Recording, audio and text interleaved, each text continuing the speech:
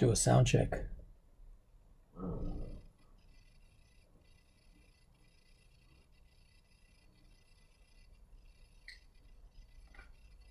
Sweet, we're good.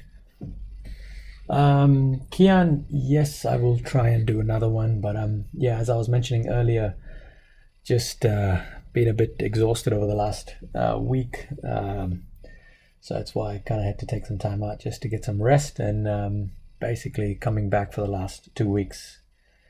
So what we've got is now I know the last time I actually chatted with you guys, especially with the calculus guys, you guys wanted some of these types of questions here. I am going to go through some of these questions, but I've also got some questions that people have actually sent through, which I will go through as well. All right. So today's theme is it's just pretty much, people, if you have questions, just send it to me in my email. If you want to see my email, that's it's in the description, so you can just pick it up from there and just drop a message that you actually sent me a question. Now, some of them might be really straightforward for me to do them, and then some of them I might just struggle, I'm going to be honest, but that's just how calculus is. All right, but we'll try and figure it out together. But if you guys do tell me where the questions are from, it does kind of help out, particularly with the excellence questions. So we'll start with a couple of real achieved in a merit question, then we'll get going with some of the excellence questions. Okay, so the first question here, somebody asked me how to do this earlier, and one of the things that you need to know is that this particular question you can actually use the graphics calculator to solve, but the problem with the graphics calculator is that it's not going to give you in this format, all right, like in the A plus BI format.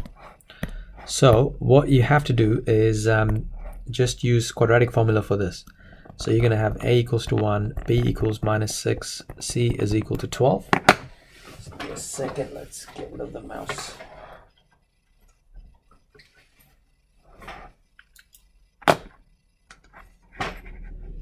There we go, much better. All right, and then what we got to do is just substitute this in the quadratic formula. So we've got minus B plus or minus B squared minus 4AC over 2A. So you've got positive 6 plus or minus, B squared is -6 squared, minus 4 times 1 times C. And then you've got 2 in the denominator.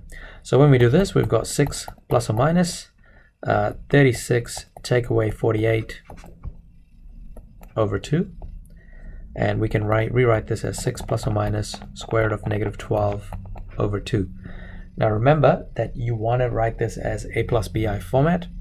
And because you want to write that as A plus BI format, what you want to do is that -12, you want to replace it with 6 plus or minus 12 multiplied by -1.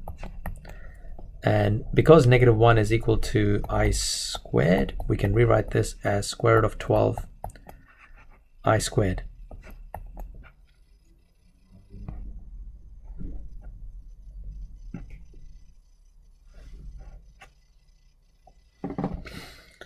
Okay, just want to go back and just check if I've done everything right here. So it's asking for A plus square root of BI. Okay, so we've got to do one more step here, which is try and figure out a way of how to get rid of this 12 and the 2, right? Now we know that 12, we can actually rewrite 12 as 4 times 3. So this would become 6 plus or minus 4 multiplied by 3 I squared over 2. And right now we know that 4 could be, you can take square root of 4, and you can actually take square root of I squared as well. So what you're going to end up with is 6 plus or minus square root of 4 is 2, square root of I squared is just I, and then you've got square root of 3 still stuck inside that, well, the 3 is still stuck inside that square root symbol. All of this is divided by 2. We're going to split them up once more. So we got 6 over 2 plus 2 over 2I square root of 3. So 6 over 2 is 3. 2 and 2 cancels out. And what you have is this particular question.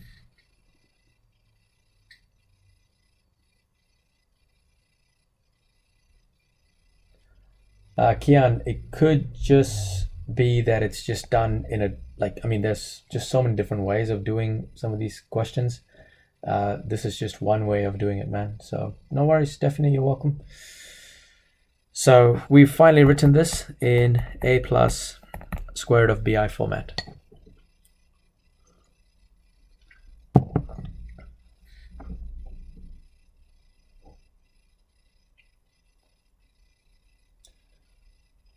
Okay, we're shifting over to the next question. Everybody okay with this? It is a nice achieved question to kind of start off with. You know, you use quadratic formula from the past, so.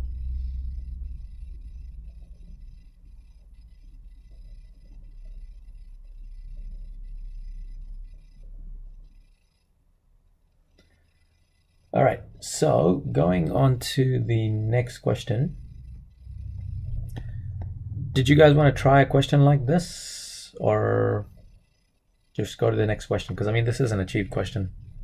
Sweet, next question it is. We got the first person.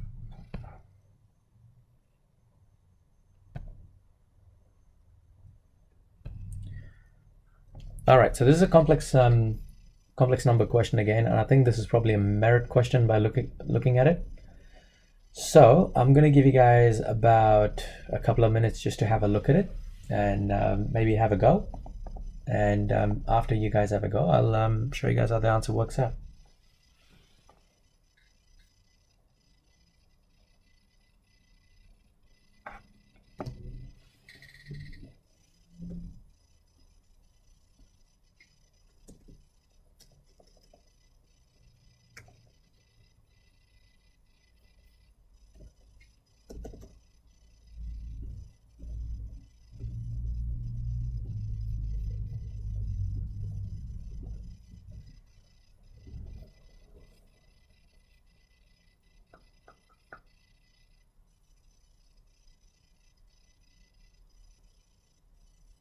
Just one more thing I just need to do.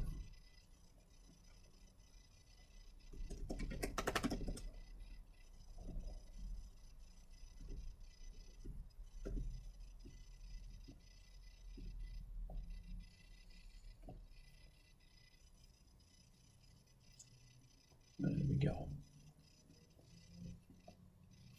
Okay, hoping you guys kind of had an idea of how to start this question. But basically what we've got here is we've got to do 4 plus 2i divided by 1 plus I, and then try and work out the modulus of it. Now, here's the bit of a kicker.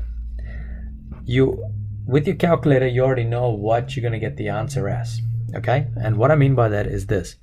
If you go into menu and just go into your run menu, just do 4 plus 2i. So go 4 plus 2. The I is actually right here on shift 0. So if you click on shift 0, that becomes I. So you got 4 plus 2i divided by 1 plus I.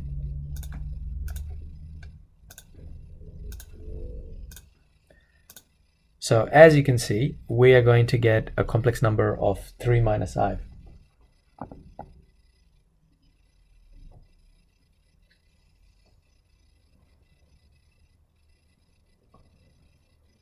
Just do positive and negative case. Unsolved through there. I'm not sure what that means. The limit does not exist. But anyway, I'm going to go through this, all right? So we know what the final answer we're supposed to get is 3 minus I. But in other words, the first thing we got to do is we got to multiply by the conjugate base. So what we're going to do is we've got 4 plus 2i divided by 1 plus I. And we're going to multiply it by 1 minus I, and the numerator by 1 minus I as well. So when we do this, you can actually just, I mean, you can, I guess the problem is that it says that you must clearly show each step of your working. So the reason they ask you to do this is because obviously they want to try and make sure that you guys actually don't use the calculator for this.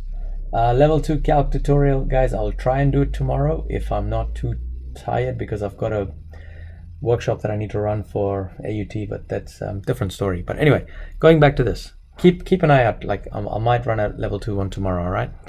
So just expanding this out, so we've got, just treat them like quadratics. So you got 4 minus 4i plus 2i minus 2i squared divided by 1 minus I squared. So what we've got here is 4 minus 2i. Now minus 2i squared will become minus 2 times negative 1, and I squared is negative 1. So what we've got is 4 plus 2, which is 6. So we got 6 minus 2i in the numerator, and in the denominator we've got 2. Simplifying this, we got 6 over 2 minus 2i over 2, so we're going to get 3 minus I. So we know that's right because we actually got that from the graphics calculator as well. But now it's saying prove that the modulus of this. So modulus of 4 plus 2i divided by 1 plus I is 3 minus I. Sorry, I'm just going to go back and work down because if I did go too fast. So we got to find what the modulus of this is. So to find the modulus of this, if you imagine it being on the Argand diagram, where is 3 going to be? 3 is going to be there. Negative 1i is going to be there. So we are basically looking for the length of this.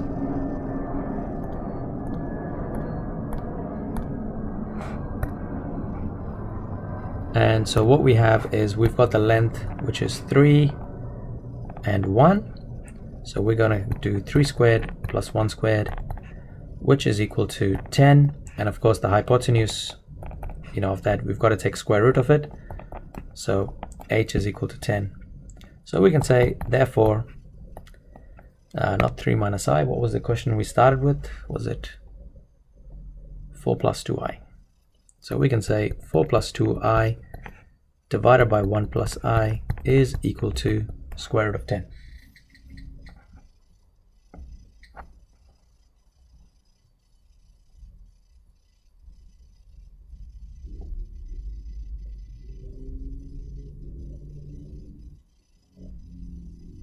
Yeah, this is definitely a merit question, but it's not a, how do I say it? It's not a complicated merit question because anytime you're given a proof question, you know that this is the final answer you're trying to get at.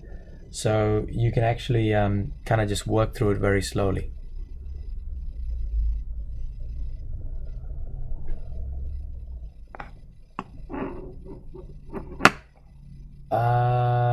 Okie dokie. Give me 1 second. If you guys want to do another question, well, I can actually give you another question. I'm just going to ask you this, all right?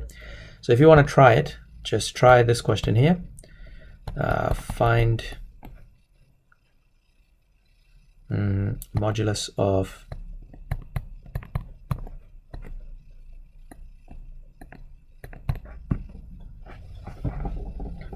obviously I'm not asking you guys to prove it because I've just made up this question, so I don't know what the answer looks like, but I can quickly find out. Why don't you guys try and have a go at this question while I find out what the answer is.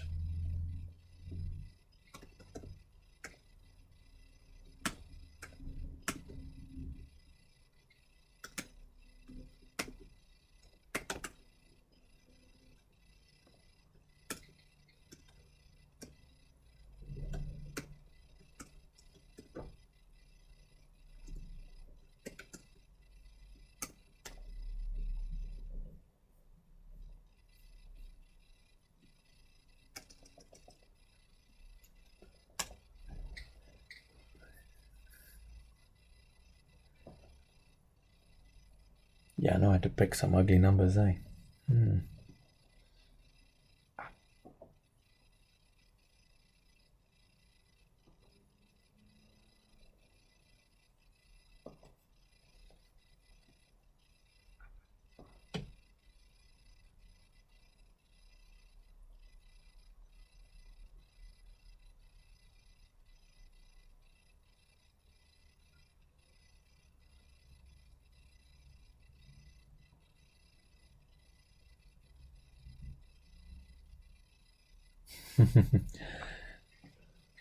That is a bold move, but still good. I think the calculus one is in 2 weeks' time.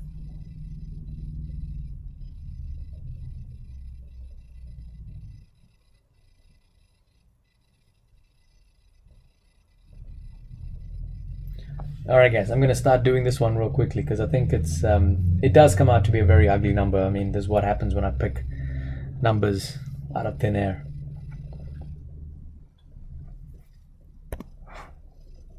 So I've got 3 minus 2i multiplied by 2 minus I. Sorry, divided by 2 minus I. I need to multiply by 2 plus I in the denominator, 2 plus I in the numerator. So when I do this, I get 6 plus 3i minus 4i and minus 2i squared divided by 2 squared minus I squared.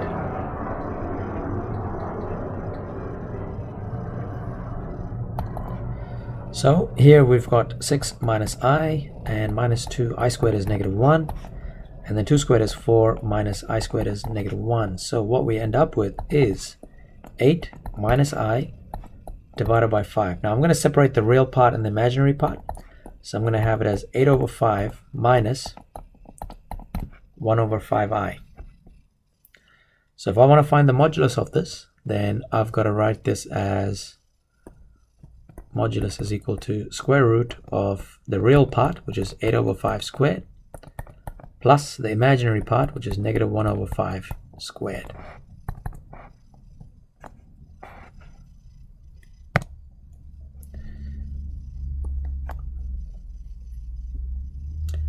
And because I'm just too lazy, I'm going to do this. 8 squared is 64 over 25 plus negative 1 squared, that's 1 over 25. Can rewrite this as 65 over 25. Now, I don't know how you got square root of 13.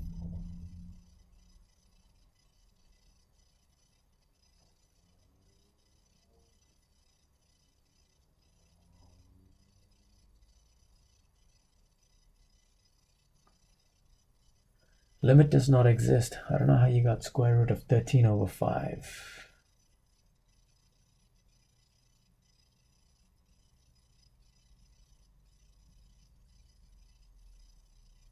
Why am I just not thinking properly at this moment?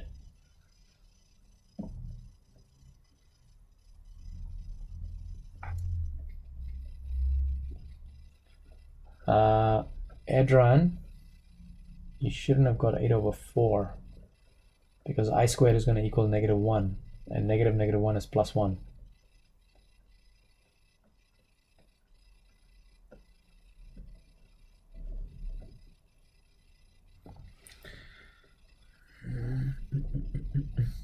Well, I guess you could simplify this.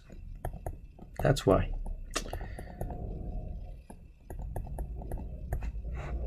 There you go. Square root of 13 over 5. Told you guys. Slow brain this morning. Sorry, this night.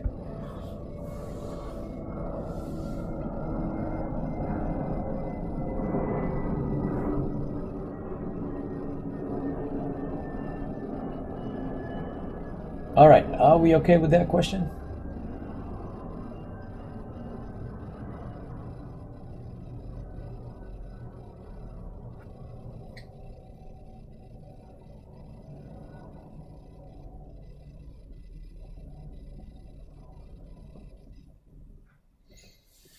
Yeah, I don't think you would have got it wrong if you had left it as square root of 65 over 25.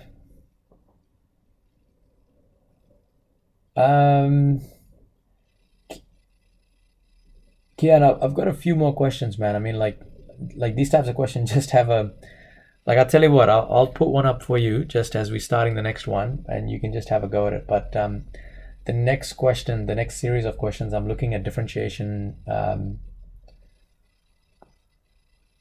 Adrian, if you want, you can send a screenshot to me at my email and I'll have a look. And we'll try and figure out where you went wrong.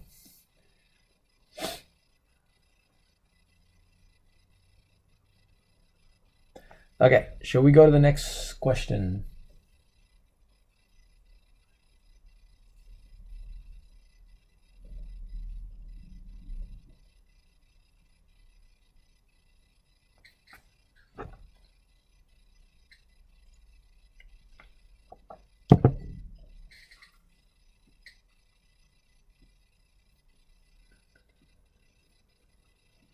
Kian, you sent me another question.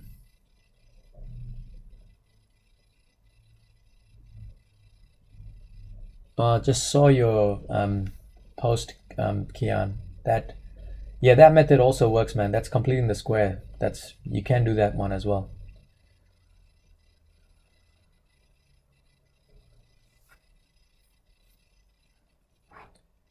Yeah, so it's absolutely fine. All right, next question is, this one was from 2015, I think.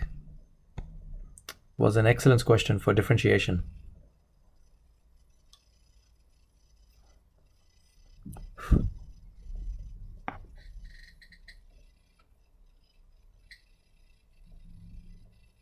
Now, I'm going to be honest with you guys. When you look at this question, it probably looks like ugly and complicated, but it's actually not too bad considering, back in 2015 this question popped up, because it literally is just a couple of steps that you guys need to know for a differentiation question. All right, so what we'll do is I'll leave the question up for you guys just to have a quick look at it, and then I will actually go through the question step by step all the way to excellence part.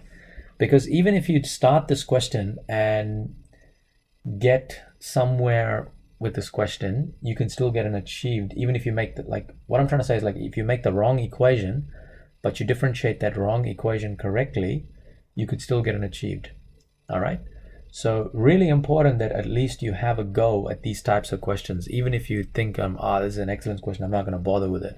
But just doing the achieve part is, it kind of helps you get through it as well. So I'm going to stay quiet for a minute, have a look at the question, think about how you're going to tackle it, and then I'll actually go through the working out for you guys.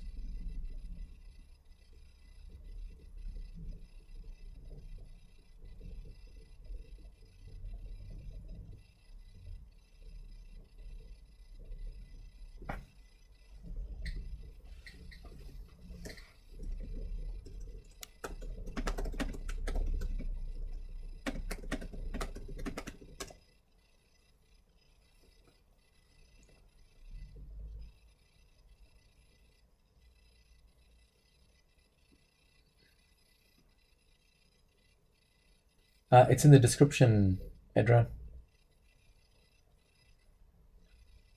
Zeddy, yes, I will, but I think I've got another one of my colleagues that's actually doing level 1 tutorial. I think he did one this afternoon on. Oh no, I think let me find out when he's doing it. I'll just find that link. But he does it on Twitch.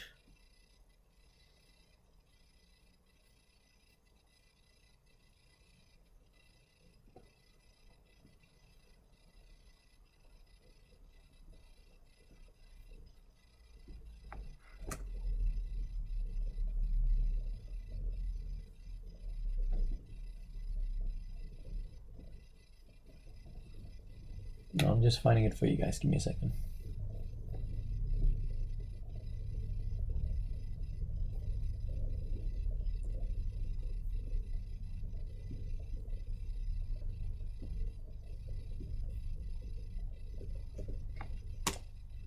There you go. That's what he does. I think he does it. He's got a couple of things.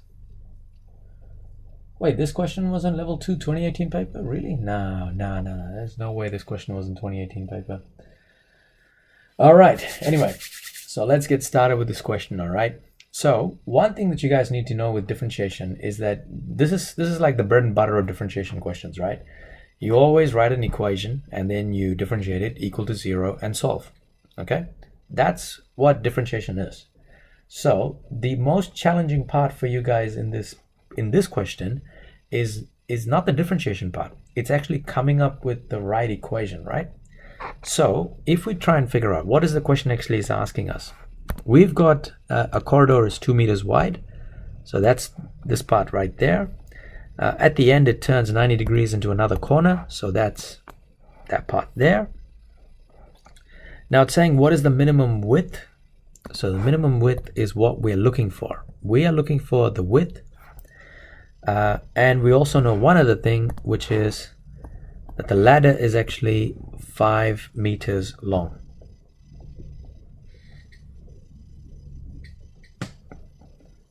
Oh yeah, there we go. Sorry, Carol, yes. Yeah, so he's doing, I think, level 1 on the 18th, I think it was. Okay, Edran, I'm going to go through this question and then I'll have a quick look at what you've done, and we'll kind of have a quick chat about it, all right? So guys, what you need to do is you need to come up with an equation for the length of the ladder.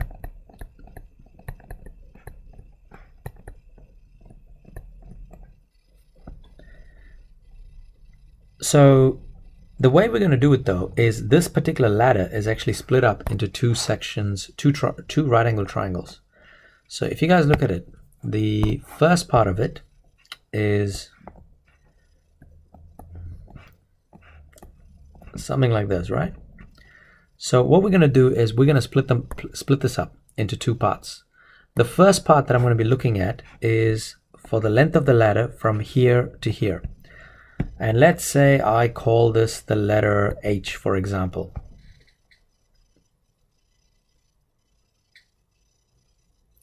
Yes, that is very much relevant there, Stella, and I'll show you why. Because we've got this angle here, which is going to be A, and we know that this distance is 2. So if we actually look at it, I need a different colored pen. This is going to be opposite, and then this is going to be hypotenuse. Not opposite, damn, adjacent. So we can actually write a statement for H in terms of A and the number, because we know that cos of A is equal to adjacent over hypotenuse. So rearranging it, hypotenuse is adjacent over cos of A. So then we can say that H is equal to 2 divided by cos A.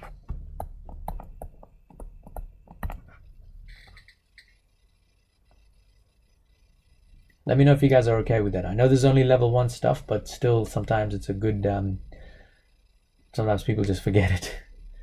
Very easy to forget it.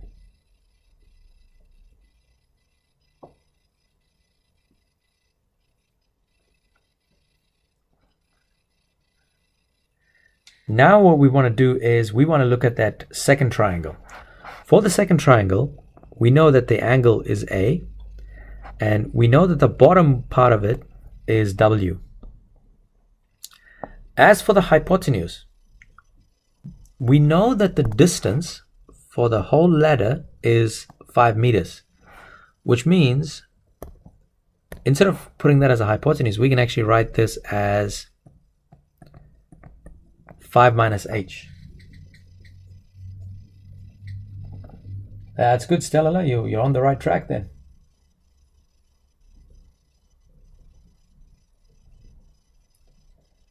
So I'm hoping that you guys can see that second triangle with the angle with A, bottom being W, and then 5 minus H.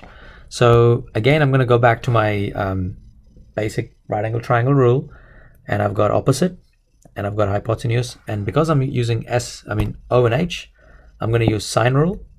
So I'm going to get sine A equals opposite over H. And I can rearrange this now as H is equal to O over sine A.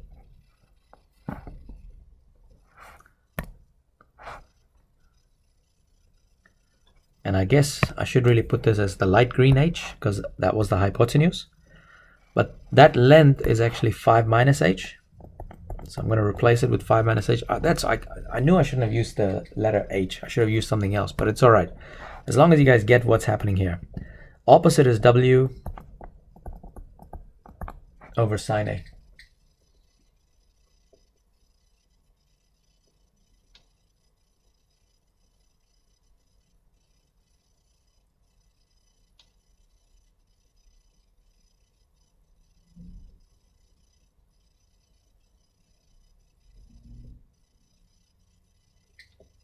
Okay, are you guys all okay with that?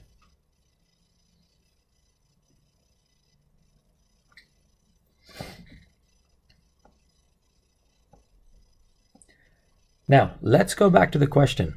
The question says, what is the minimum width? That means we need an equation for width, right? We need an equation for W.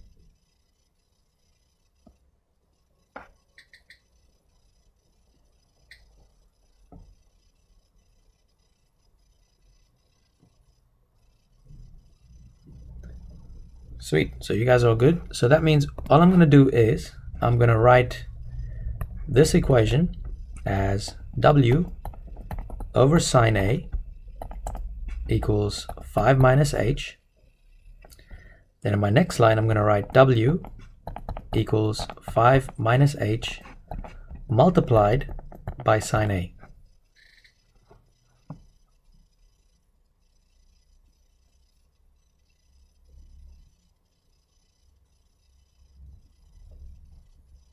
Are we all good with this? Simple cross multiplication, yeah?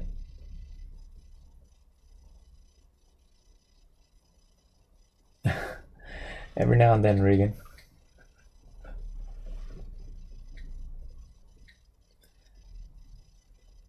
No, Angel, this is where you got to be very, very careful because you can't differentiate straight away. The reason you can't differentiate straight away is the problem is you've got two different letters here. All right, so you've got to make sure when you differentiate, and this is the same with all these other questions that you cannot have multiple letters happening. So what we need to do is we need to get rid of either H or we need to get rid of A. Rajan, you're absolutely right, because what we're going to do is we're going to take this H, which equals to 2 cos A, and we're going to replace it where this H right over there is. So we're going to rewrite this W as 5 minus 2 over cos A multiplied by sine A.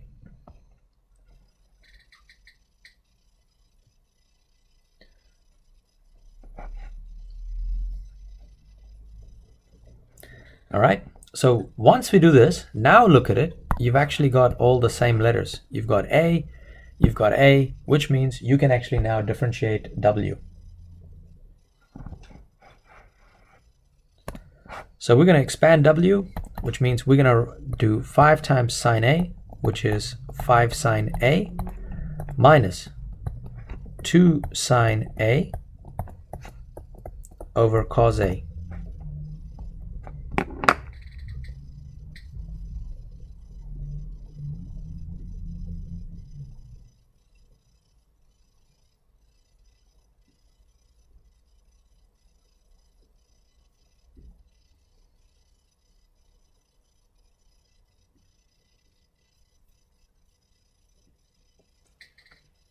Yep, thank you, Rajan. And that was what my next tip for you guys was going to be, is noticing that we've got sine A over cos A.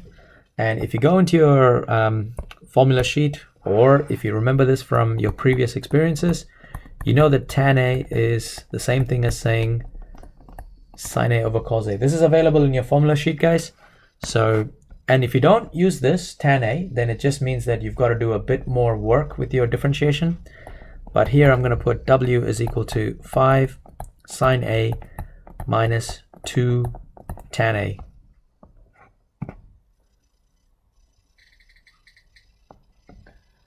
Tina, level 1 MCAT, I haven't actually got the schedule yet. So until I get the schedule, I won't be actually looking at that paper. Differentiate from there. Yes, I don't do mechanics, although I've had a look at it. I'm tempted to do it. Anyway, we're going to continue with this because right now, this, I think, guys, this is the hardest part, right? Like coming to this part is the challenging part of this question. And that's always the case with differentiation. Once you get the equation, then it's just like you just differentiate equal to 0 and solve and you're done. Okay.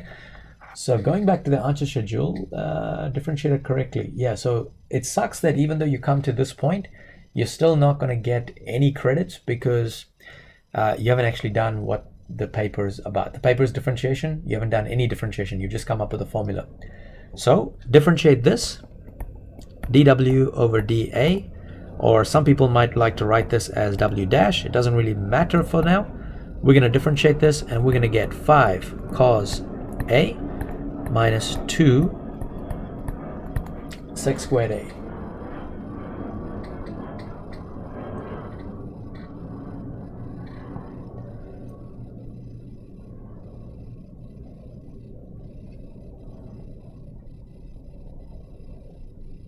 All right, so now that we've done this, creepy, we're going to do this an excellence question, but we've just done the achieve part. But yeah, so it's definitely an excellence question from 2014. But I mean, the hardest part of these questions for excellence questions in differentiation is actually coming up with the equation. And if you come up with the equation, then you just differentiate equal to 0 and solve. So putting this equal to 0, I'm going to get 5 cos A minus 2 sec squared A.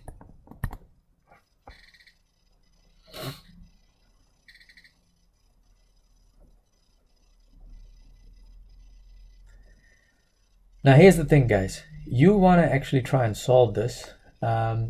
There is a couple of common mistakes people do. But you can just rewrite this, because look at this. You can rewrite the negative 2 sec squared A on the other side, and it becomes 2 sec squared A equals 5 cos A. And if you remember one of your identities, you can actually say sec theta is equal to, let me just rewrite that again. So this is again available in your formula sheet, that sec theta is equal to 1 over cos theta. So then we can rewrite this as 2 over cos squared A equals 5 cos A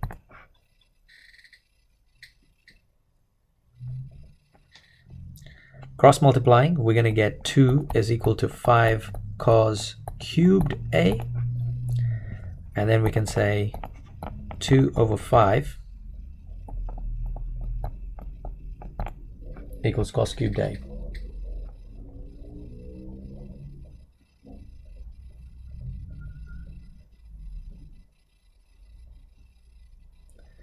Now, to work out this part, I think this is something that I taught you guys in level 2. You can rewrite this as 2 over 5 to the power of third equals cos A.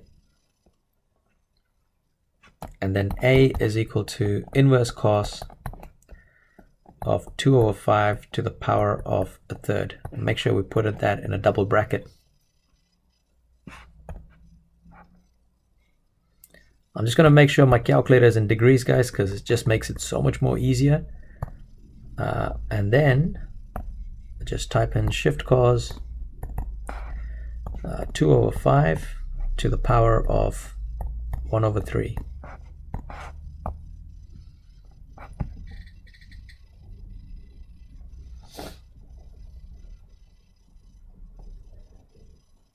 So when we do that, we actually get 42.54 degrees. So A is equal to 42.54 degrees. So that's what that angle that happens. So to actually figure out what W is, we just got to go back. Sorry, I'm going to come back to it. Don't worry. Just going to select this.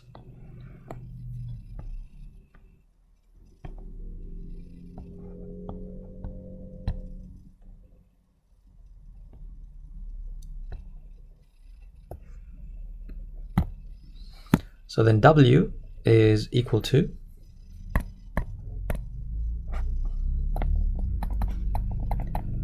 5 sine 42.54 minus 2 tan 42.54. And again, if you're using a graphics calculator, don't get rid of the number. Just do this. 5 sine answer minus 2 of tan, 2 tan answer.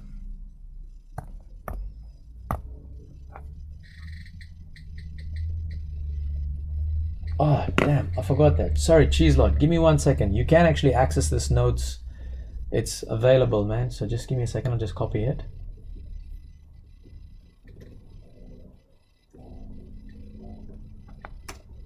It gets updated live. So give me a second. I'll just find where the link is, and I'll share that to you guys. Okay, so we got the answer. The answer is 1.54, by the way.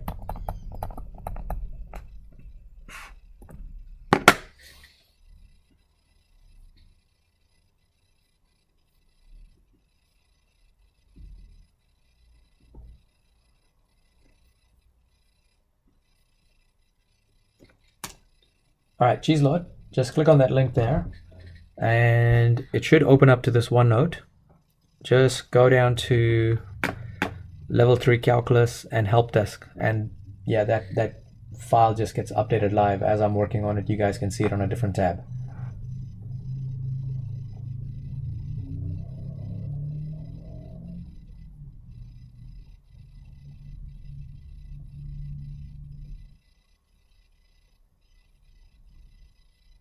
Okay, so in saying that, if we actually break this question down, that was your excellence question there.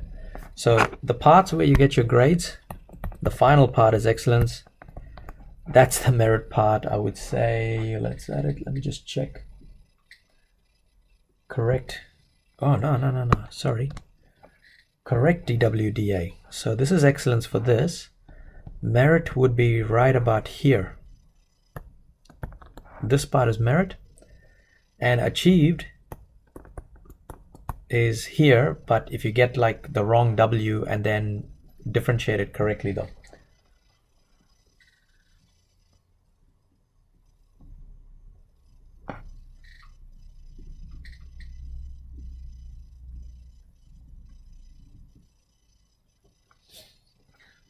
Yeah, I know. I mean, I guess the reason I shared that with you, Cheese Lot, is that you can still copy it down and then kind of just get through that muscle memory almost of how to do it. But yeah, I know the notes. I kind of just go through it real quickly in terms of space. It's not like I have multiple whiteboards running here. But yeah, so that's a differentiation excellence question, guys.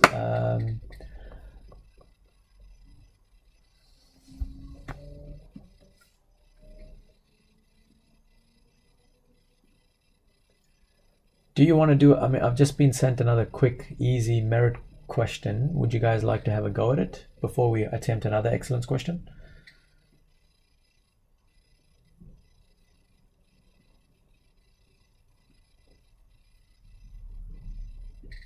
Before I do that, oh, Edran, I just saw your question, man. I realized what your mistake is. You forgot the I times I at the end.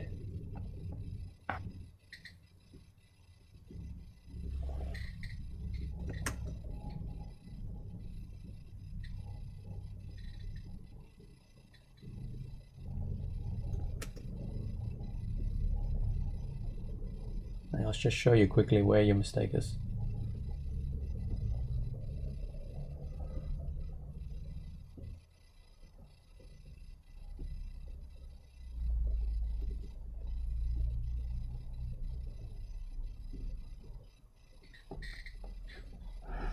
Okay, just going back real quickly just to help out Edran with this mistake.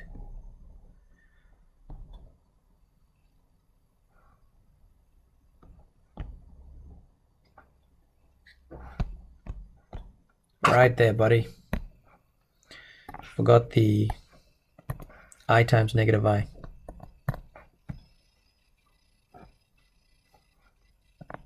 Which is negative I squared. And also here, you forgot your I squared as well. And that's why you're not getting it. And that should be minus 2I squared.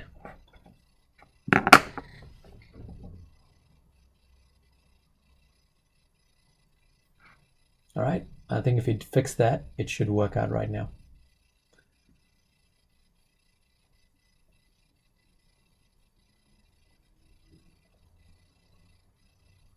Creepy, I actually don't teach calculus this year at all.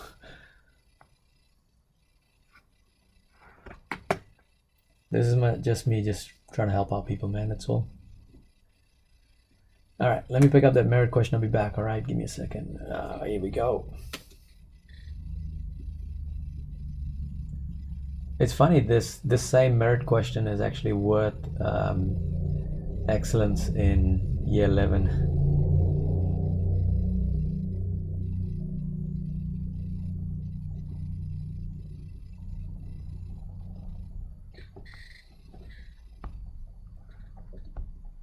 Sorry, year 12, not year 11. All right, there we go. Real quick question for you guys, just a nice merit one.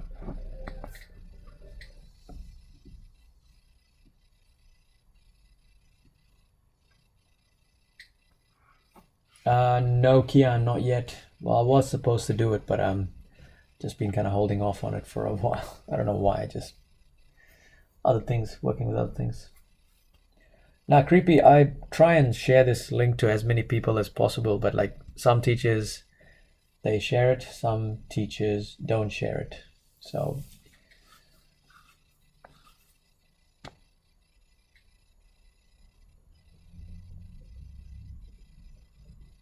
yeah, they just forget about it. It's really easy to happen. Teachers forget, you know. But, you know, you guys are more than welcome to share it with people. I just try and help out as many people as possible. Yes, Jessica, this will be saved. I just have to create a new playlist for it. But otherwise, just look up my recent videos, and I think it pops up there, recent activity. Yep, Rajan, you're on your way, man. Just go finish it off. Tell me what it is. By the way, guys, if you want to know how to do this question, we are calculating area of this gray rectangle. So you've got base, you've got height. So area is equal to base times height. Now, the only thing that you guys got to be careful with these types of questions is just, you know, if you look at this point right here, that point right there could be, you know, you could actually say, if this length is B and if this length is H, then we can actually say B and H, or in other words, we can say it as X and Y, as Rajan actually mentioned earlier. So then the area is going to equal X multiplied by X minus 6 squared.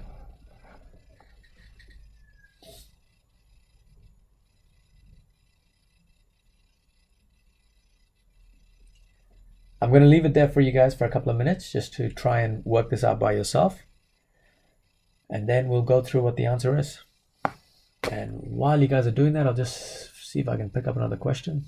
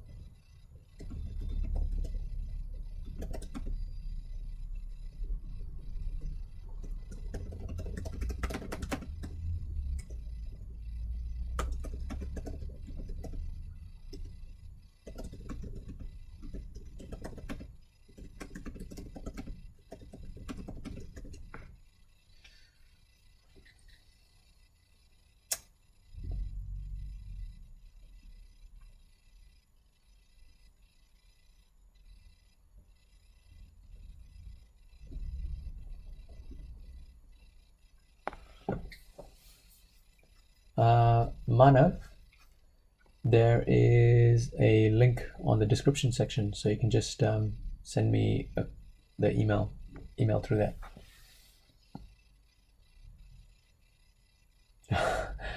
Nah, no worries, Creepy. You're welcome, man. Happy to help. Yeah, you could expand. I mean, expanding is probably the easiest way, because you know that x minus 6 could be written as x squared minus 12x minus 36, and then a is equal to x cubed minus 12x squared minus 36x. Now you just got to differentiate. So a dash is equal to 3x squared minus 24x minus 36. And I believe this should get you an achieved grade. Put this equal to 0. So we got 3x squared minus 24x minus 36. 3 is a common factor. But you know what? You can just be absolutely lazy and just pull out your graphics calculator and just use the quadratic formula here. I know I could do it, but you just can't be. This is absolutely laziness. -3, -24, and -36. No, I've just realized I made a mistake. +36, thank you. Plus, plus, plus, plus.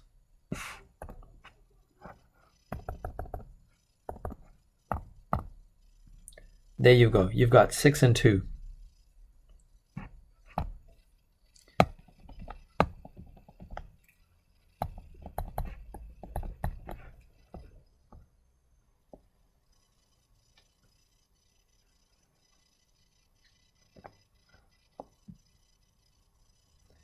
Edran, not in differentiation, because remember, if it's an algebra, then if it's algebra, you're expected to show working, right? But in differentiation, they're more interested in you differentiating it rather than worry about your algebraic skills.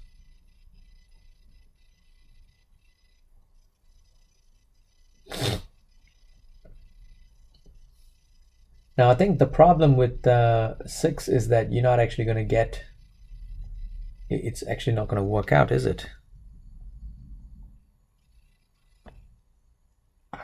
Because if you put x is equal to 6, then your h is also equal to x minus 6 squared, which is going to be 6 minus 6 squared, which is just 0. So that's not going to work out. So x is equal to 2. H is equal to 2 minus 6 squared. We've got -4 squared, which is 16. So area is equal to 2 times 16, which is 32.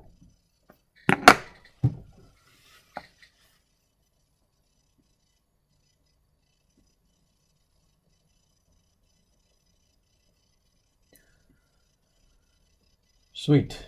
Manav, did you get that email address? If you want to send that question, was it you that asked me?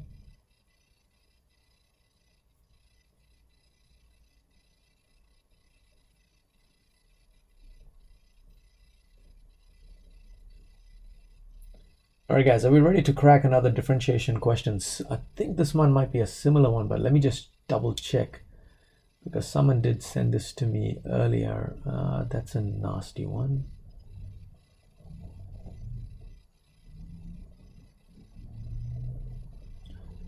Actually, or we can actually try and do a rate of change question if you want.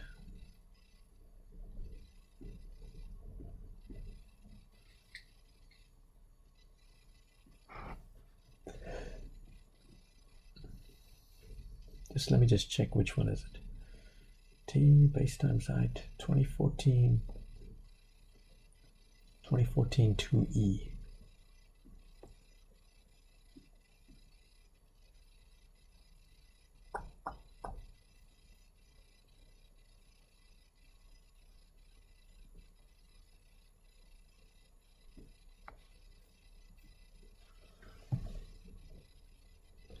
Okay, give me 1 second. I just want to have a look at the question just to see whether it's a rate of change question or not, because it looks like it's not, but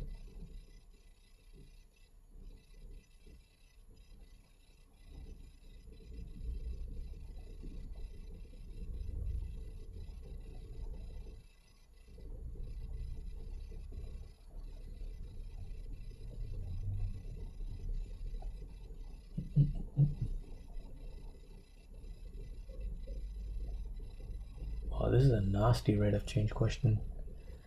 I'm gonna find a, give me 1 second. I'm just gonna find a nice one for you guys, because you don't want to start on a one like that. 2018, I haven't done any, no, I did 2018 papers.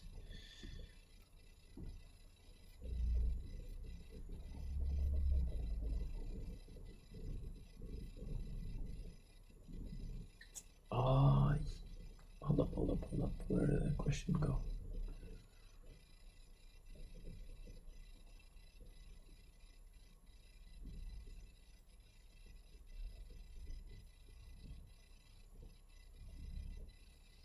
No, that's not there.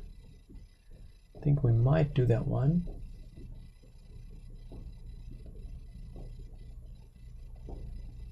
Oh, there's this one.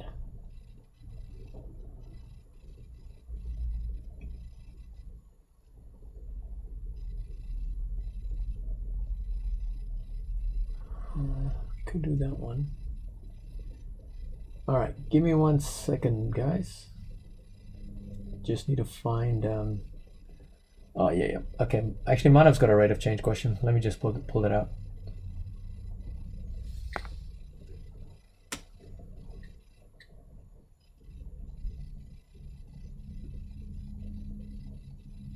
It's got a bit of writing on it, but we'll work around it.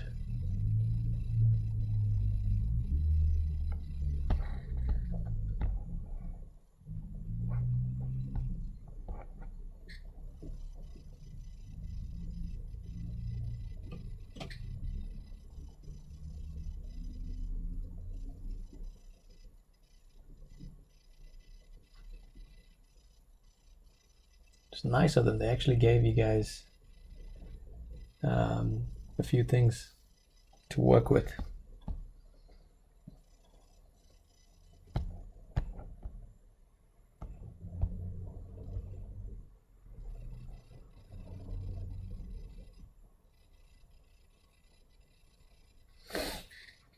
Actually, this is actually a really cool question.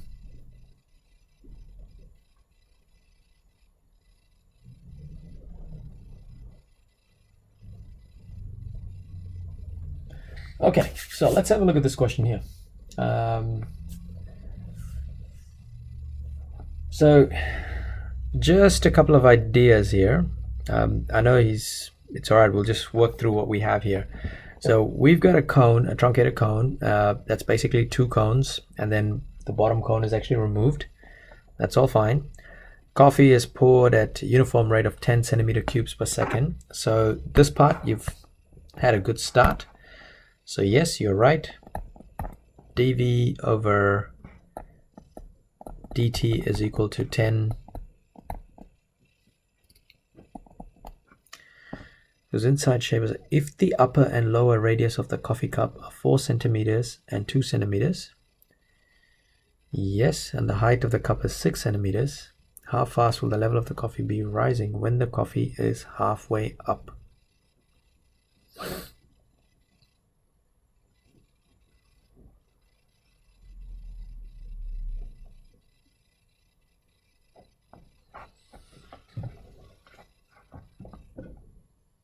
Okay, so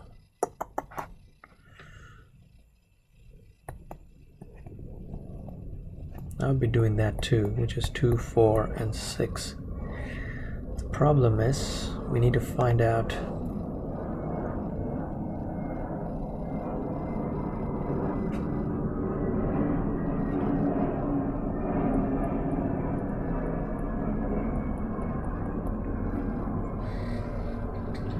Give me a second, guys. Just need to mess around with this. This is what happens when I get put on the spot. We'll try and figure it out. dV/dt. We need to figure out how fast will the level of the coffee be rising. So we're actually looking for dH/dt. If we want to figure out what dH/dt is, we can use dV/dt multiplied by dH/dV.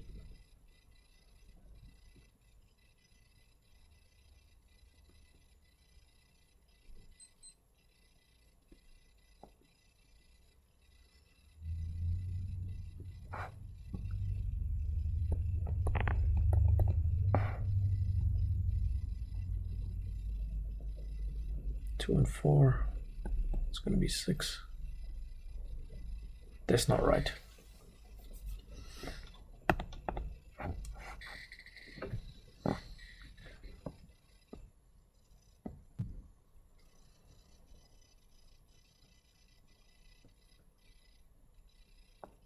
If it's double, it is 6. 2 over 6 is 4 over 12. Yeah, that's fine.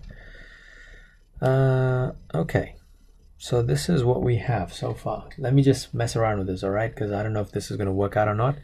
Manav, have you actually got what the final answer is?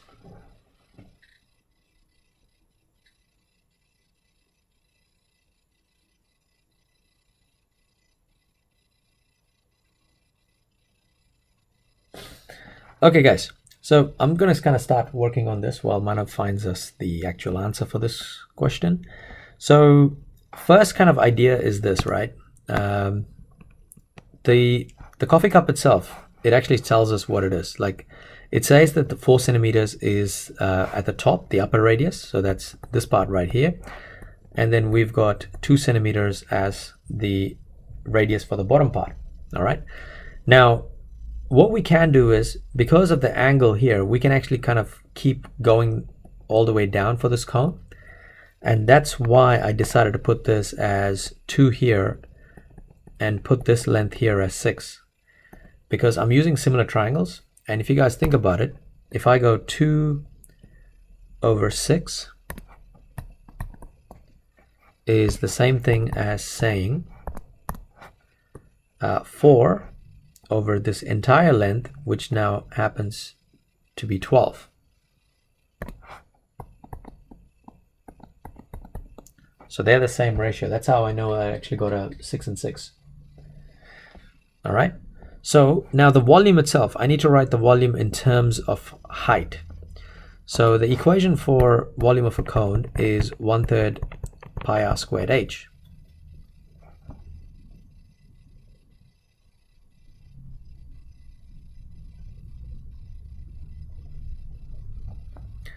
But this is where you guys need to kind of, it kind of gets a little bit tricky with the radius in terms of height.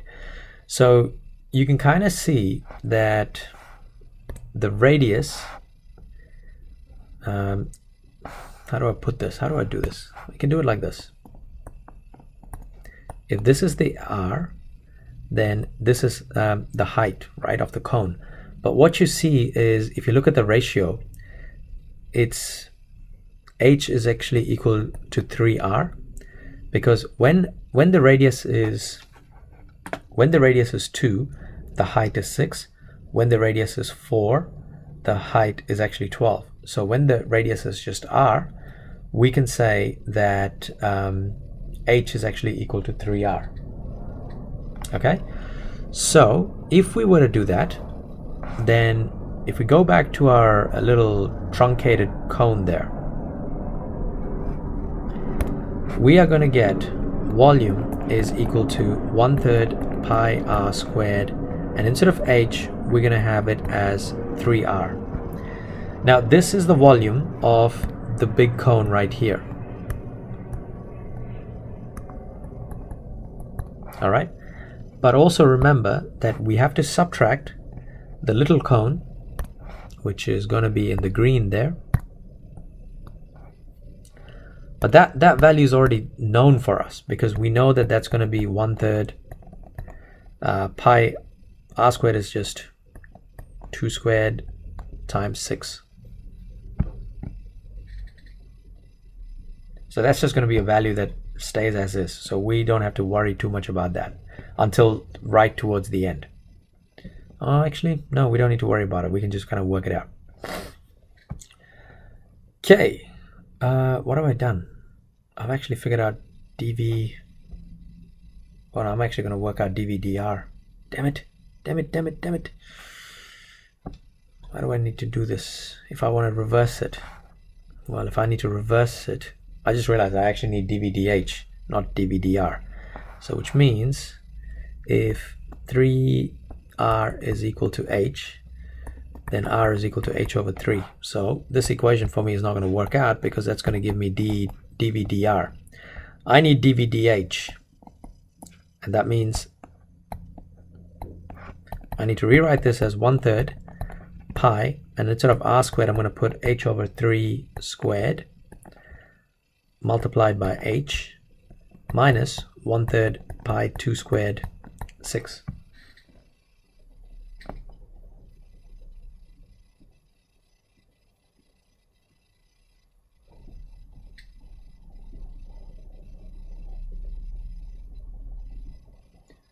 Yeah, that's pretty much where I'm getting to next.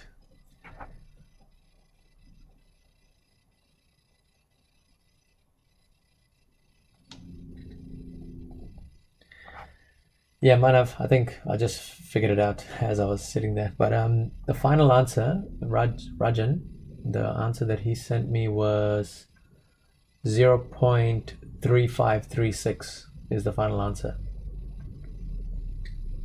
Okay, so anyway, we've got the formula for volume now, so we can actually write dVdh.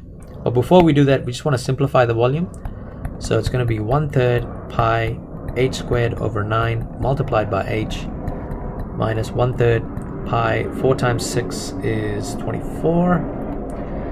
And so we can rewrite this as now pi h cubed over 27 minus 8 pi. Are we guys okay with that so far, what I've done?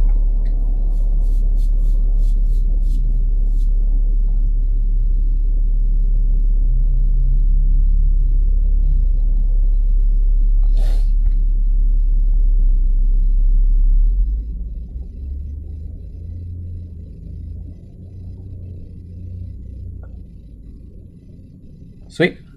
So now we can actually work out what dVdh is, which means we're going to get 3 pi h squared over 27, and then 8 pi just disappears to be 0. So dVdh is equal to pi h squared over 9.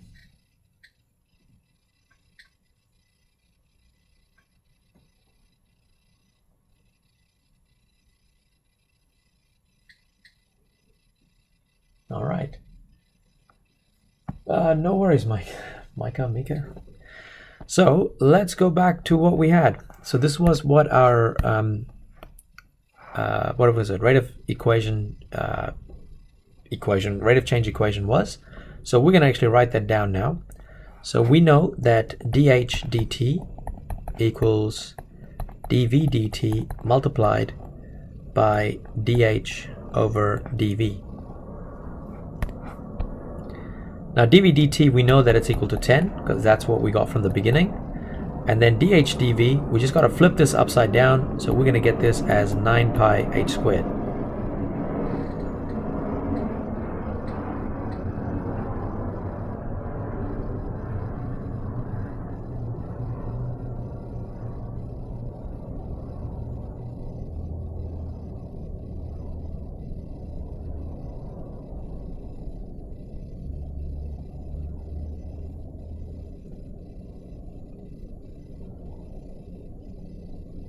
Okay.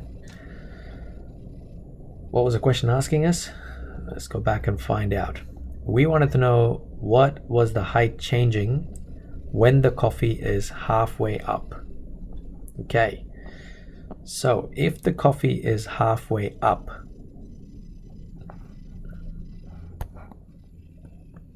let's go back to a big cone.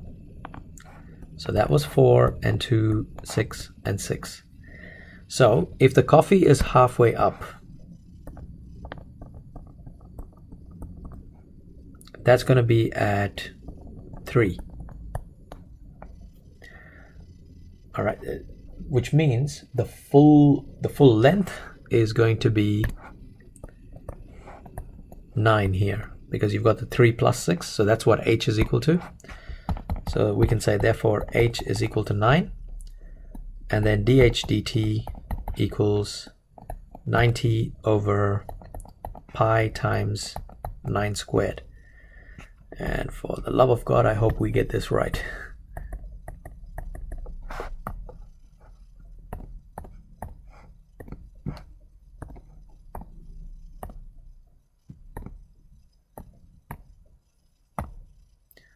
All right. We did get 0.3536 in the end.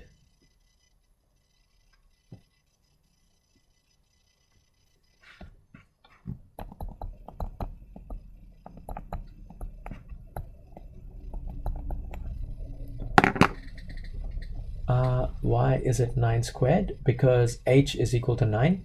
And if you look at it here, we've got h squared. Therefore, it's 9 squared.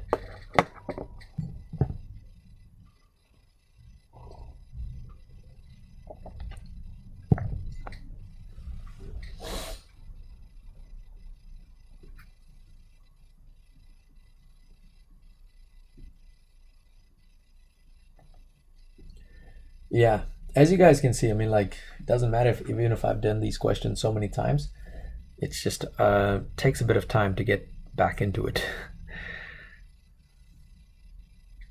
In my last tutorial, I did a question on triple rate of change with three things that are happening. I want to just see if I can find a question like that. So another similar question like that, but let me just have a look what that question was. It's 2014 question 3E.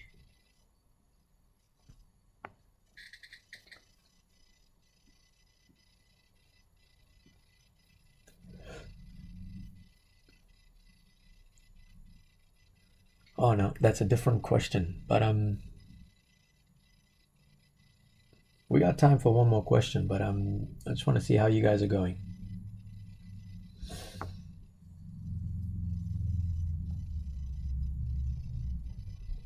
Should I do that 2014 question? The question 3E. I'll show you guys what it looks like. Actually, yeah, send me another one, Manav. Well, might as well do it and chuck the answer in as well, so I can just kind of have a look at it quickly and just go through it. Otherwise, I have to try and spend some time trying to figure it out, and I don't want to waste people's time.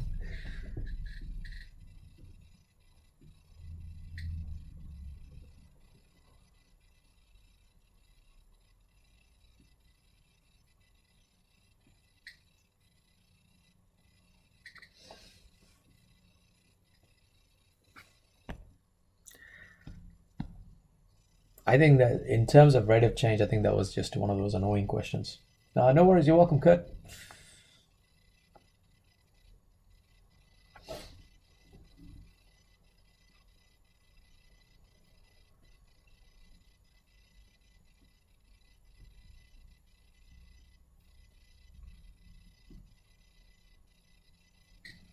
I can't actually remember what was the excellence questions in 2018.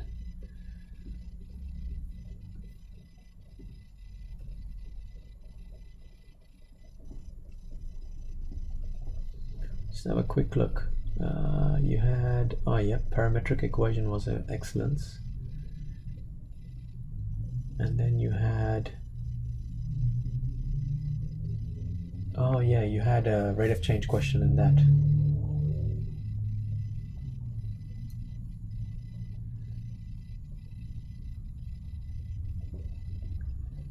All right, here we go. Manav's question is up, guys. What do we have?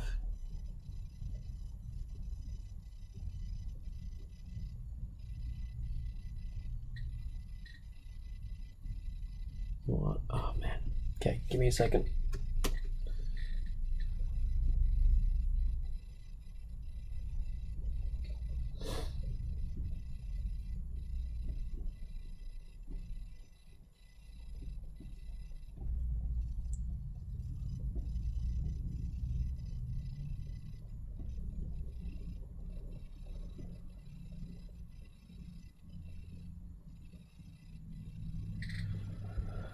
Oh, no. Theta is y.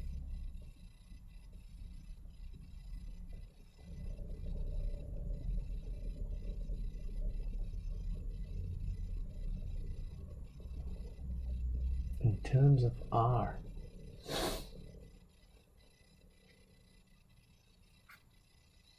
Okay, sorry, just show you guys what the question actually looks like.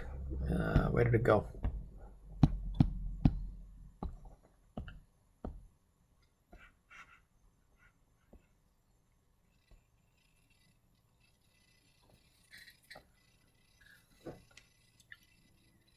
Oh yeah, it's not too bad. We can try and work it out.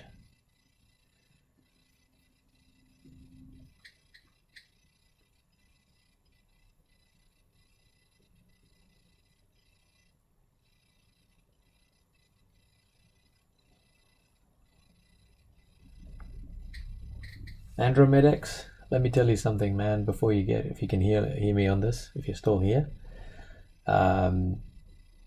Like, I thought getting through final exams in my year 13 was the most important thing until I go to university, and then, man, it just changes the game completely. Trust me, there's so much you can actually do, man. So don't stress too much, all right? Thanks, Manav. I think I've got this question. I think I should be okay with it. Yeah, pretty much. I was just thinking something like that.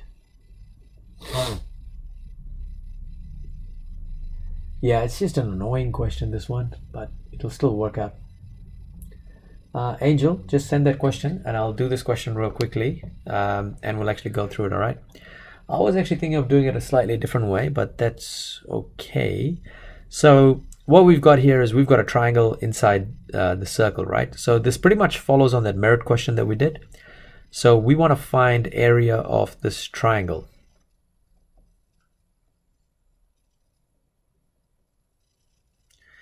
Actually, I'm going to see if I can try and do it slightly differently. Andromedex, I'll tell you what, I will send you a link. Give me a second.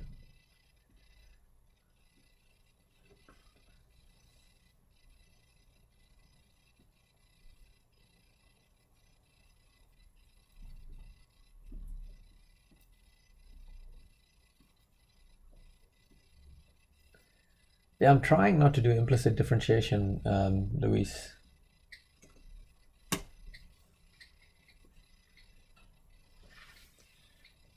Yeah, Andromedex, I've sent a link there.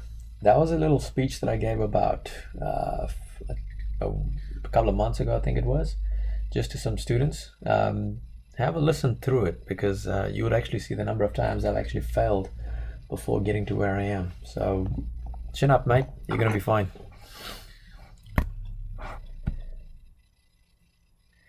Okay, so let's go through this question, all right?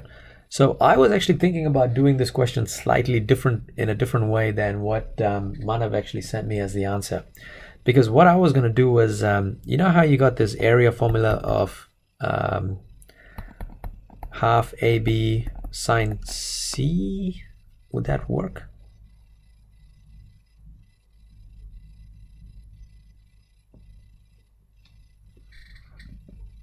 I wonder if this would actually work for this question. Because then I can rewrite this question as half times R times Y times sine theta. No, that's going to be ugly. Nope, that's not going to work out.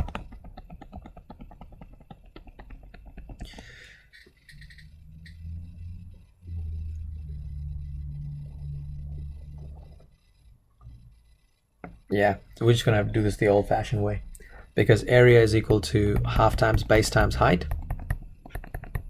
So the base is going to be x and the height is going to be y, but y could be written as y squared is equal to r squared minus x squared, and then y is equal to square root of r squared minus x squared.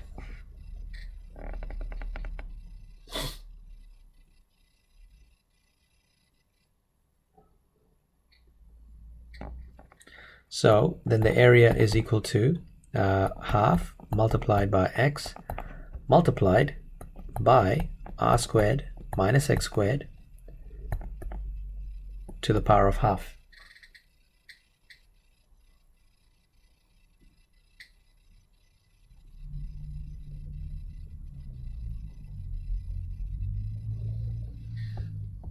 So we can then say a is equal to x over 2 multiplied by r squared minus x squared to the power of half.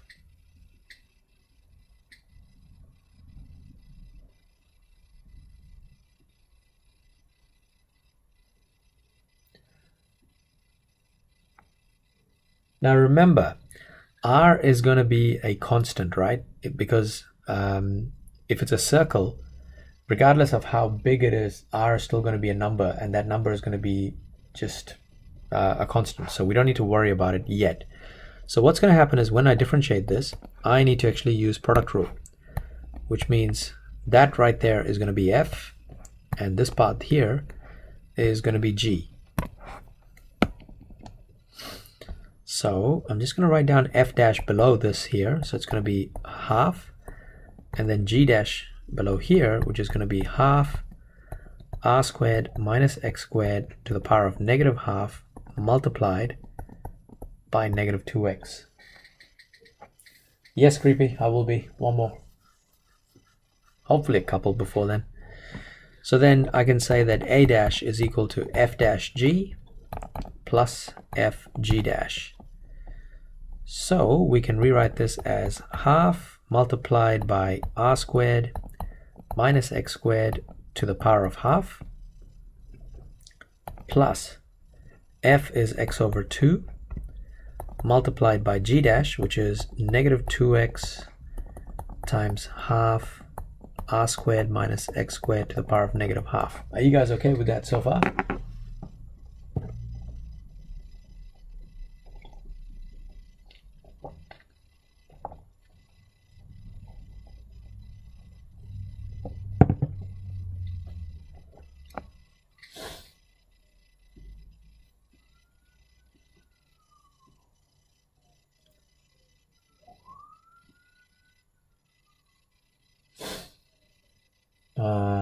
Where is it? How is it x minus 2x? Caleb, yeah, we don't have to worry about the r squared. The reason why we don't worry about r squared is we can assume that r squared is actually going to be a constant. Because if you think about it, right, when you take like a circle, like this, the r is going to be fixed, but x and y can always change. Like if this is x, that's y, and then if you have something like if this is x, then that's y. So x and y will always change, but the radius is never going to change. That's why r will be a constant, and we can actually kind of assume that r is going to be a constant.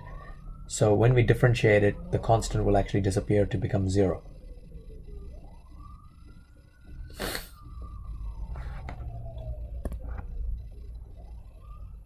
See, if like I could have like an x right there, and then y coming out like this, but even though it does that, that r is still going to be the same.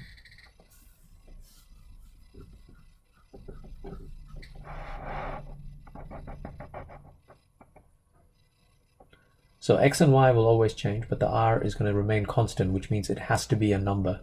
And when we differentiate a number, it's going to be 0, and that's how we get negative 2x.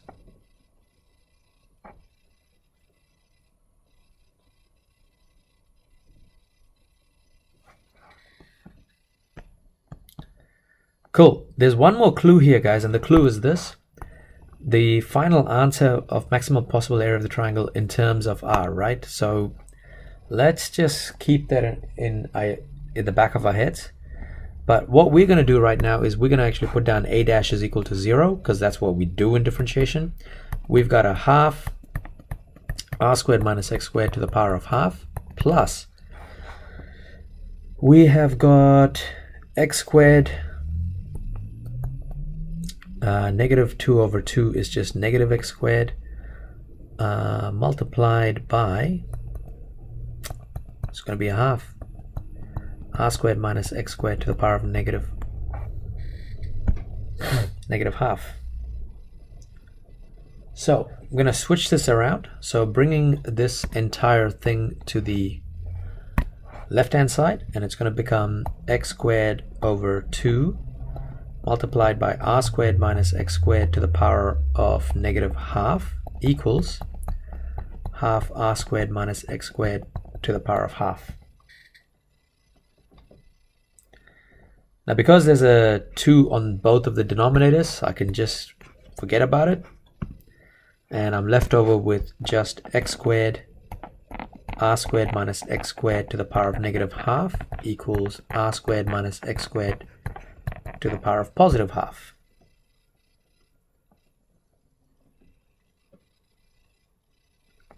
So now I could rewrite this as the positive index, which means this is going to become positive half equals r squared minus x squared to the power of half.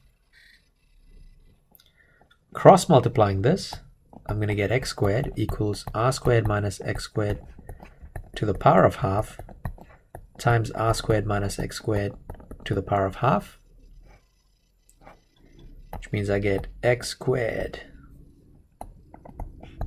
equals r squared minus x squared.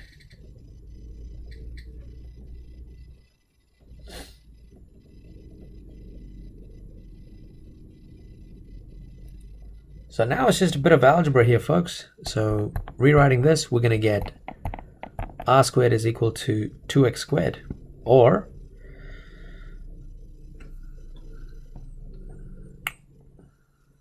want to go back to that area formula, which looks super ugly. What can I do?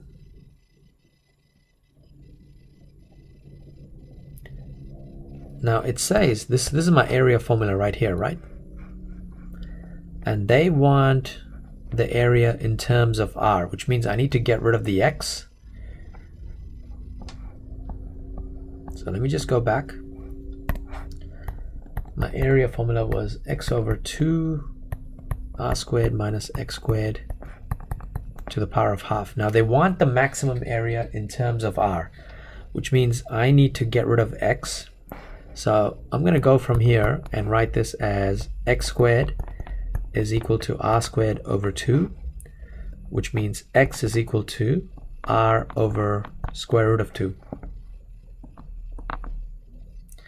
And that's what I'm going to need, because I'm going to substitute x with r over square root of 2 here. And, oh, I don't actually need that, but, and I also know that r squared is equal to, or actually no, sorry.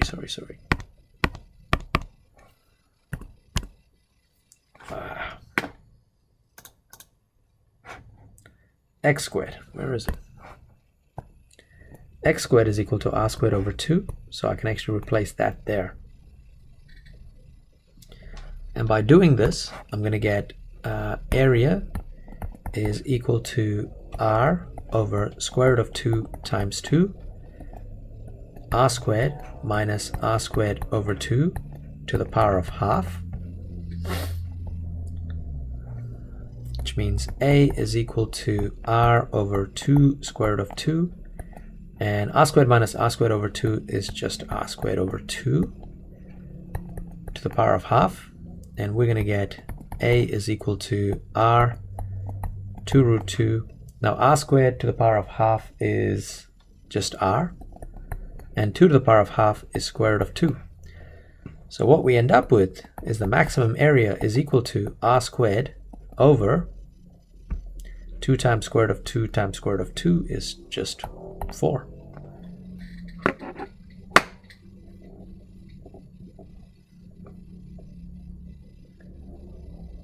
Is that what the final answer there was, Manav? Because I couldn't actually see what the answer was.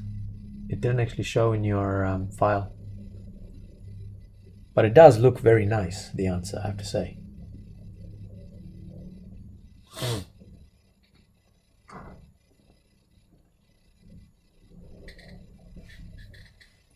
So I think that's what the maximum area is.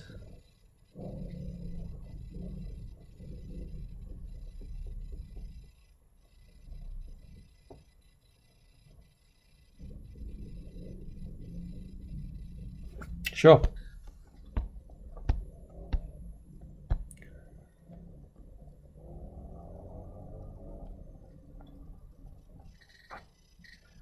Musin, you could still have a look at my notes on, you can actually look at the notes, mate. Hang on, I'll just grab it again if you want it. Let me see if I can find it. Where did it go? It's in one of these tutorials.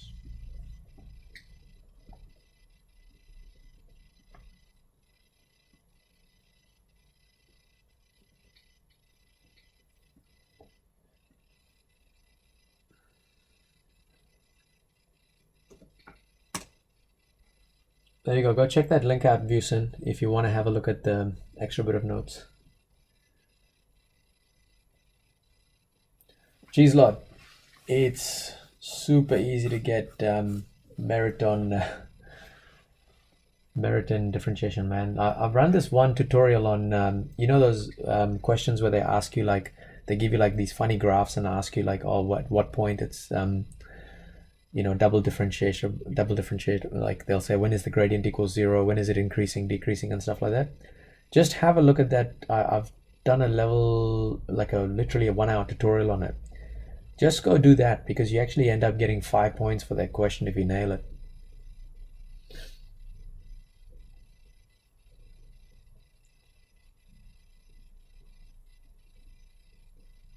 It is. Is that... I'm not sure what Edrin tried to say there. Yeah, the limits question, sorry, yeah, that's the one. You get 5 points for that question if you nail it.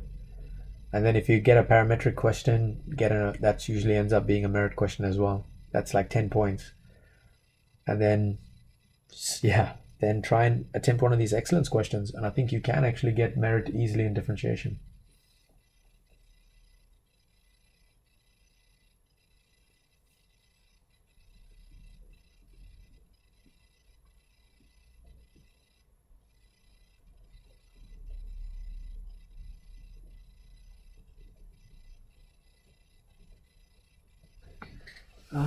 Differentiation.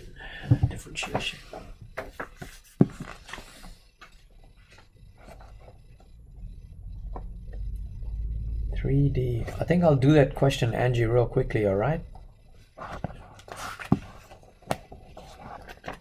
Give me a second.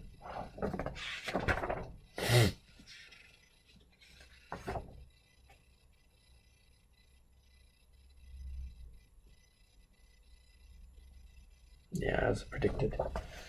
All right, I'll just copy this question quickly, guys, and I'm going to do this because this is a rate of change question.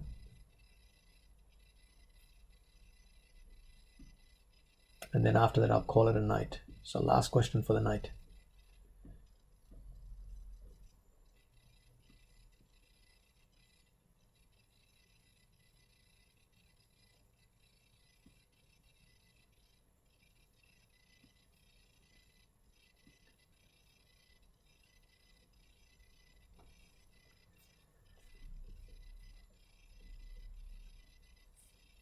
Now, this is not an excellence one, Stellar. It is a merit question, so it's like we shouldn't spend too much time on it. Literally 5 minutes.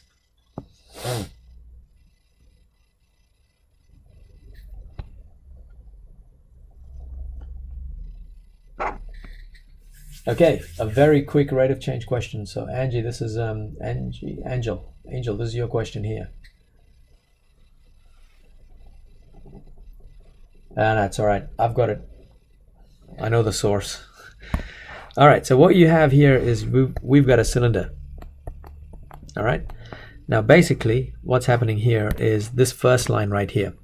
It says it's pouring at 280, and then it's also leaking at 240.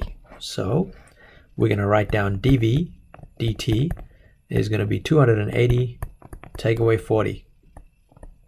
So dV dt is going to be 240 centimeter cube per second.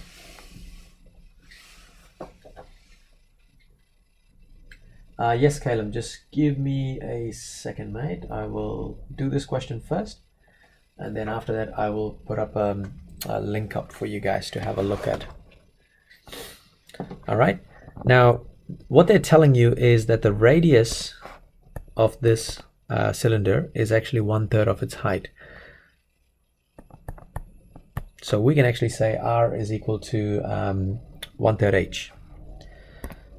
We also know that the volume of the cylinder could be written as pi r squared h.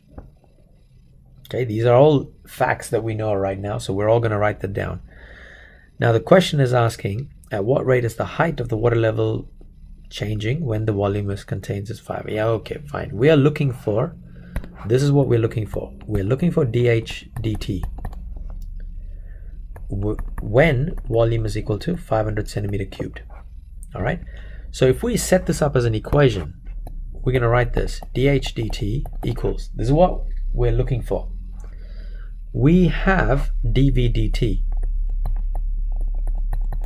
All right, so now to figure out this part here, and as I said in my previous tutorials, it's like on your this is your left hand side, on your right hand side. Now on your left hand side, you do not have a dv. But on the right hand side, you have a dv in the numerator, which means you need to have a dv in the denominator, so it kind of cancels out each other. That's the kind of idea you need to have. On the right hand side, you've got a dh in the numerator, which means on the left hand side, you need to have a dh in the numerator. So it's almost thinking like, kind of thinking like these two parts disappear and you're left with dh dt. This is the most important part in setting up a rate of change question, because once you do this part, the rest of it becomes extremely easy. Because look what happens here. You can differentiate volume as pi r squared h, but remember we are looking for dv dh, which means we need to get rid of the r, and we can get rid of it because we were actually told at the beginning that r is equal to 1/3 h. So we're going to write this as volume is equal to pi h over 3 squared h, which means volume is equal to pi h cubed over 9. Simplifying, well, not simplifying, differentiating it, dv dh is equal to 3 pi h squared over 9, which means we need to flip this to get dh dv, which is going to be 9 over 3 pi h squared. Simplify it, which means you got 3 over pi h squared. So once we get dv dh, sorry, dh dv, we can actually substitute dh dv right there. Now dv dt, we know what that was. It was 240 multiplied by 3 over pi h squared. So this is what the formula is for dh dt. But remember, we want to know what the height, at what rate the height is increasing when the volume was 500. So what we need to do is, when the volume is 500, what is the height? So we put 500 equals pi h cubed over 9. Don't worry about the r, because we don't really, we just forget about the r right now. And we've got h cubed is equal to 9 times 500 over pi, and h is equal to 9 times 500 over pi to the power of 1/3. So h is equal to, just figure out what that is first.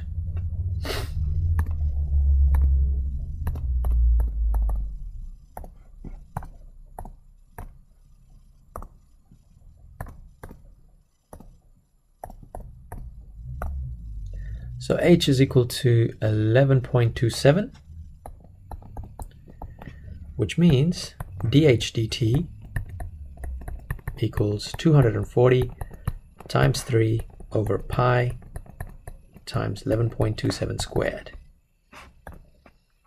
So I'm going to do this 240 times 3 divided by pi times answer squared.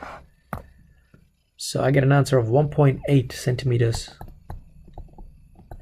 per second.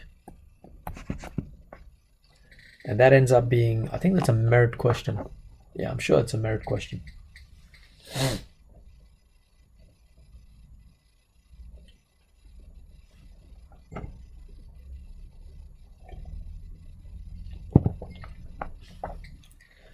Alright guys, thank you for hanging around for this long ass tutorial. I don't think I've actually went straight for 1 hour and 41 before.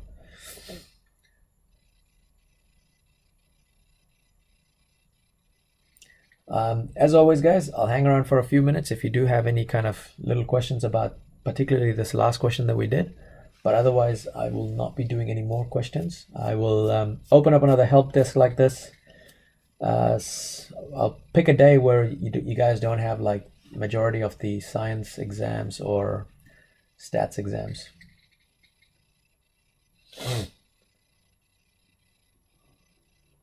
Oh, were you, Edrin? I didn't realize that. Yeah, that was actually a really good good day giving that talk, man. I hope it helped you.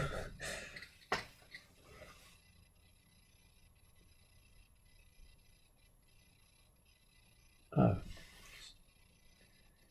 glad it helped, man. Vusen, differential equation is integration. When we integrate 1 over y, does the constant go with y to become? Yeah. When you're doing differential equations, because you're going to get the constant on the other side. So normally what happens is that you end up with something like this, right? Like 1 over y equals t or something like that. So when we do this, we can actually do ln of y equals t squared over 2 plus c, for example. So that c, it kind of doubles up. So what I mean by that is that like whatever constant that you have here gets kind of moved over there and then it gets combined. So that's why we don't actually worry about that c on the left hand side.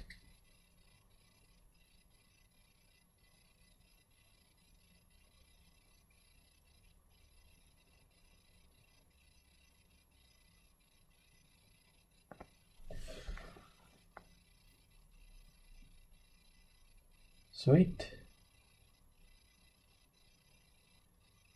Okay. If there are no other questions, guys, I will put up a message. Just keep an eye on the Instagram story just to see when the help desk will pop up again. But yeah, feel free to send questions to that email that I sent you guys, and I will we can easily just do it during a live stream. It's just easier for me. It does help me if you put the answer as well, because sometimes it just helps me just having a quick look at the answer, and then it helps me explain it much better. Otherwise, I'm trying to figure out the question half the time, and then it takes me a bit more time to actually kind of process how to explain it. Oh, sorry, Caleb. Yes, give me a second. Let me just find it. Level 3. Okay, I'm going to show you where it is. No, I can find it. There it is.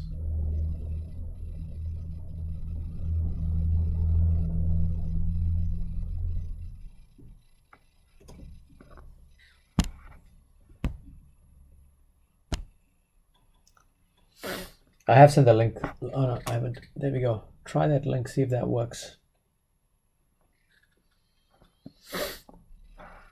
So in here, just in the live stream tutorials, if you just click on show more, and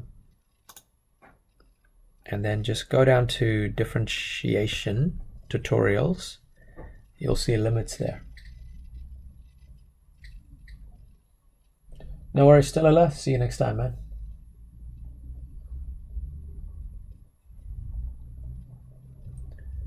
Yeah, so Caleb, check out that particular series there, because I go through all the merit questions, predominantly merit questions that keep coming back. So if you can pretty much get all these questions that I do here in these tutorials, especially last year's one, they're all focused on just merit questions.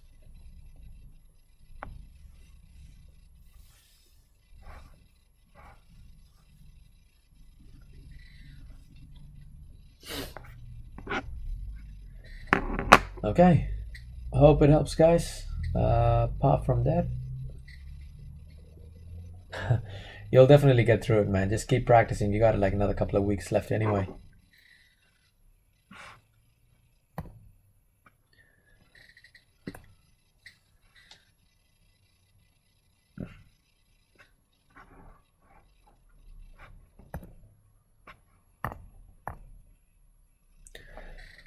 Alright guys, I'm stopping the stream. Thank you for popping over, and I'll catch you guys